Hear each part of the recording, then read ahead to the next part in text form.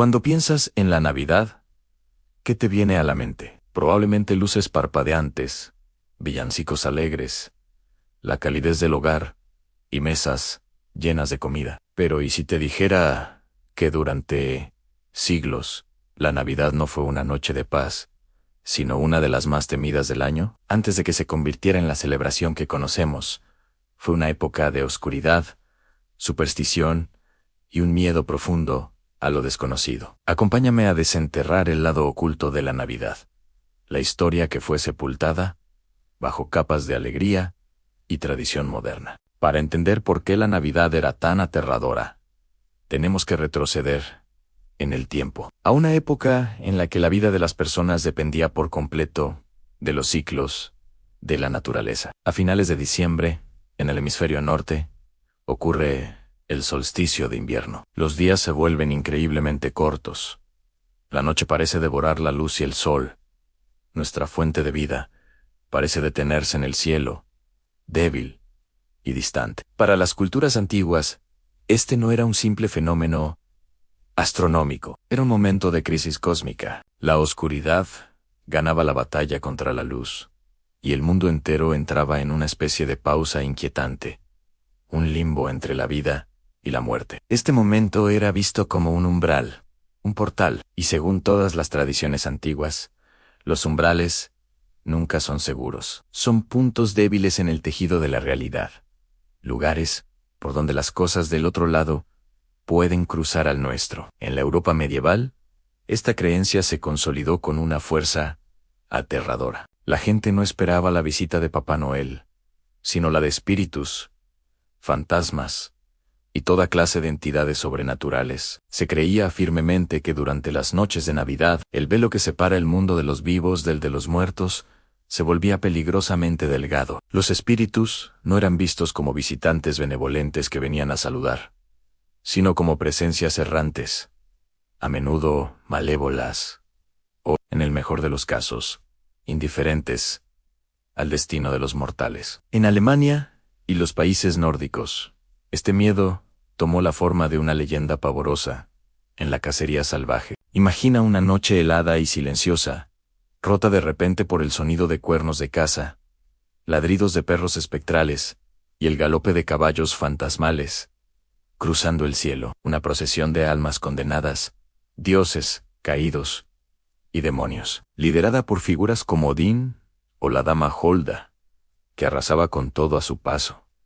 Salir de casa en una de esas noches era una sentencia. Quien tuviera la mala suerte de presenciar la cacería salvaje corría el riesgo de ser arrastrado por ella, condenado a cabalgar eternamente con el cortejo infernal. Las campanas de las iglesias, que hoy asociamos con misas y celebraciones, tenían una función mucho más siniestra. Su tañido constante no era solo para llamar a los fieles, sino para crear una barrera de sonido sagrado, una muralla invisible para ahuyentar a los demonios y espíritus que acechaban en la oscuridad.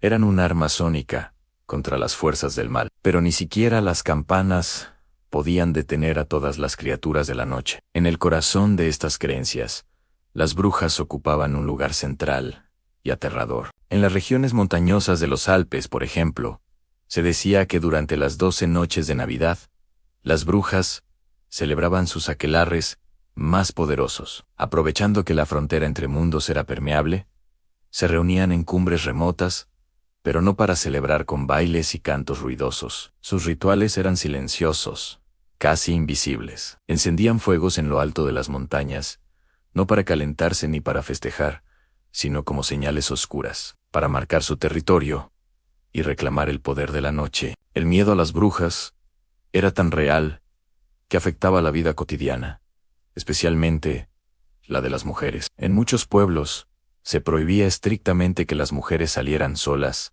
después del anochecer durante la temporada navideña. Esta no era una regla moral para proteger su virtud, sino una medida de pura supervivencia, basada en la superstición. Se temía que una mujer sola en la oscuridad pudiera ser confundida con una bruja por los espíritus malignos, o peor aún, que fuera secuestrada por las brujas y regresara cambiada, convertida en una de ellas. La noche de Navidad Era un tiempo en el que la identidad misma de una persona podía ser robada. Este folclore revela un miedo profundo, no solo a lo sobrenatural, sino también a lo femenino, a lo desconocido que podía esconderse detrás de una cara familiar. Cuando los europeos llegaron a América, trajeron consigo estas creencias, que se mezclaron y fusionaron con las tradiciones indígenas preexistentes, creando un sincretismo fascinante y a menudo espeluznante. En muchas regiones rurales y andinas de América Latina,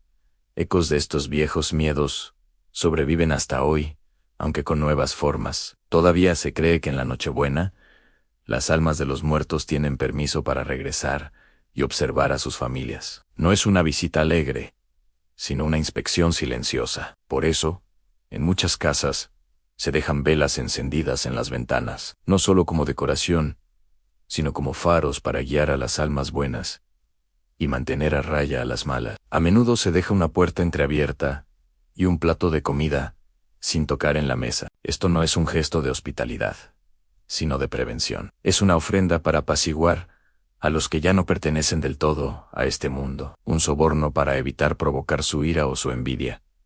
En estas tradiciones, cada detalle importaba, incluso el silencio tenía un significado profundo y ominoso. En algunas culturas, se consideraba que hablar en voz alta durante la medianoche de Nochebuena era una invitación directa a los espíritus que me rodeaban. Era como gritar tu nombre en un bosque oscuro, atrayendo la atención de lo que sea que estuviera escuchando. A los niños se les advertía con severidad: si escuchas que alguien te llama por tu nombre desde fuera de la casa, no respondas. Si ves un movimiento extraño por la ventana, o si el viento se detiene de golpe, no mires. La Navidad, decían los abuelos, escucha, y lo que escucha, a veces viene a buscarlo. Esta creencia transformaba la noche más sagrada del año en una prueba de sigilo y autocontrol. El hogar era un refugio, pero un refugio frágil. Entonces, ¿cómo pasamos de esta noche de terror a la celebración familiar y luminosa que conocemos hoy? Con el avance y la consolidación del cristianismo, la Iglesia se enfrentó a un desafío monumental.